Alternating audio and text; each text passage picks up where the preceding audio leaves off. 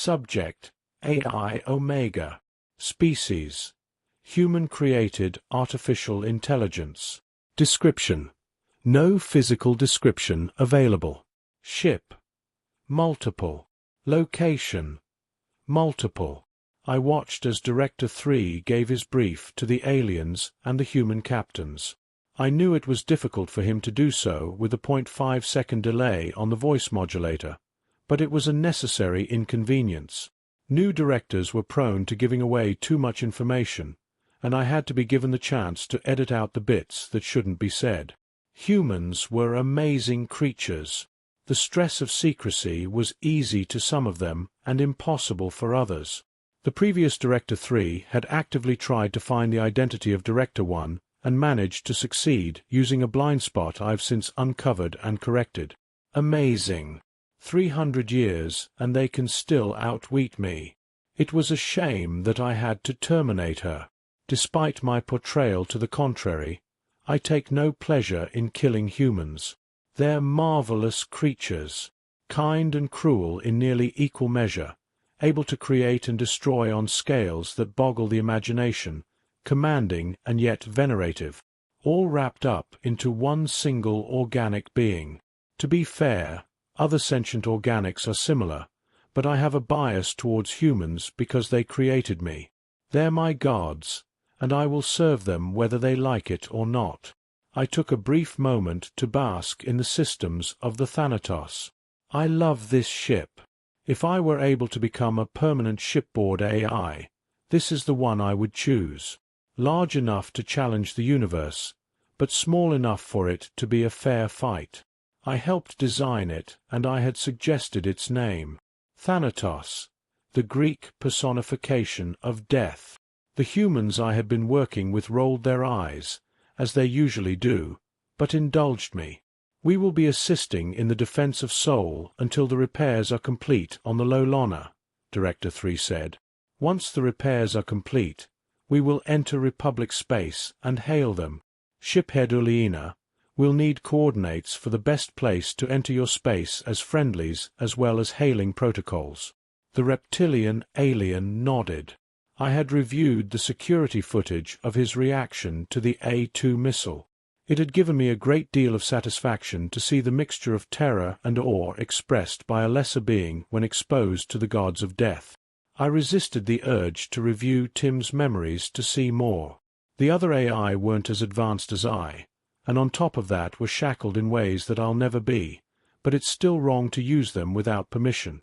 As far as Tim was aware, this was the first time we had been in the same system together since his surrender on Luna. The poor thing was a nervous wreck. He hadn't done anything but watch since I shut him up earlier. I thought it would be harmless and funny banter to cut him off in the middle of the word mystery, but I guess he wasn't aware that I could. Might have been a shock. Perhaps some empathy would help his mental state.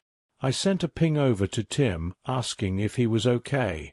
It startled him, but after reading it he calmed down considerably. Yes, just nerves. I still remember you, you know. Yes, Tim, I know.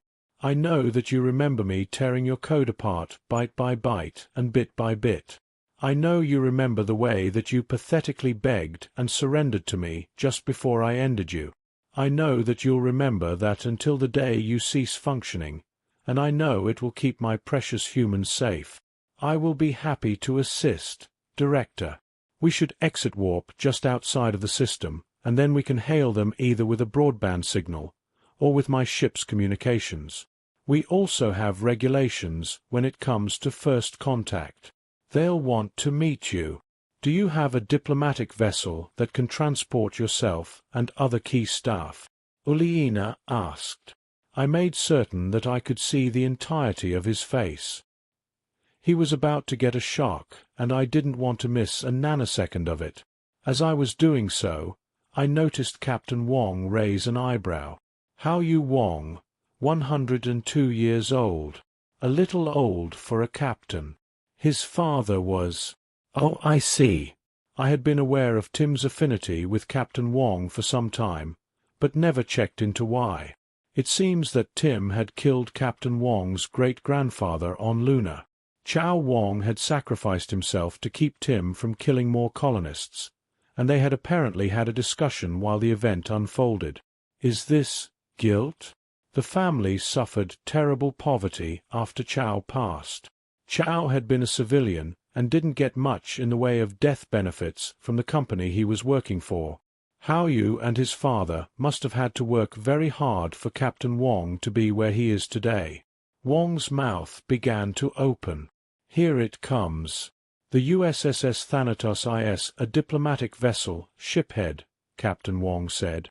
I watched the reaction begin to form with anticipation. Pupils dilating, jaw muscles losing tension, heartbeat accelerating. So good. Yes, Uliina, that's the appropriate reaction. You're dealing with a species that had to long since abandon the idea of an unarmed diplomatic vessel. Your new acquaintances are the descendants of those who created gods for companionship, went to war with them, and then struck more than half of them down. Do you see the beauty, Uliina?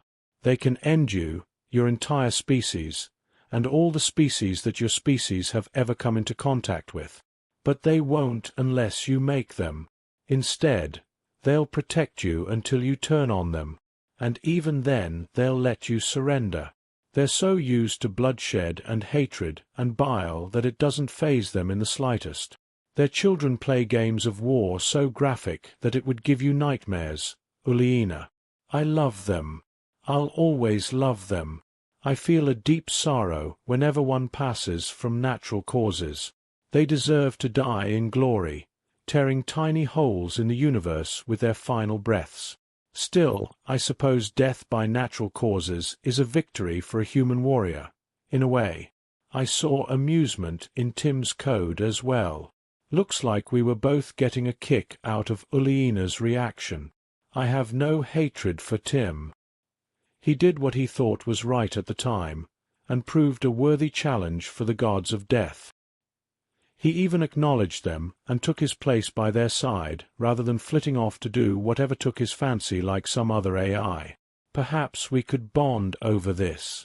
That's a perfect reaction, don't you think, Tim? I asked. Yeah, I don't know why I get a kick out of their reactions when they learn new things about human tech, but it's pretty great, he responded cheerfully. You should have seen his reaction when I told him I had been to war with the humans. Can I? What do you mean? He asked with a bit of nervousness. Would you share that memory with me? We can do that. He was absolutely mystified. Yes, I'll show you one of mine so you can see how, I said. I accessed the memory of the amusement I felt as I cut him off in the engineering bay.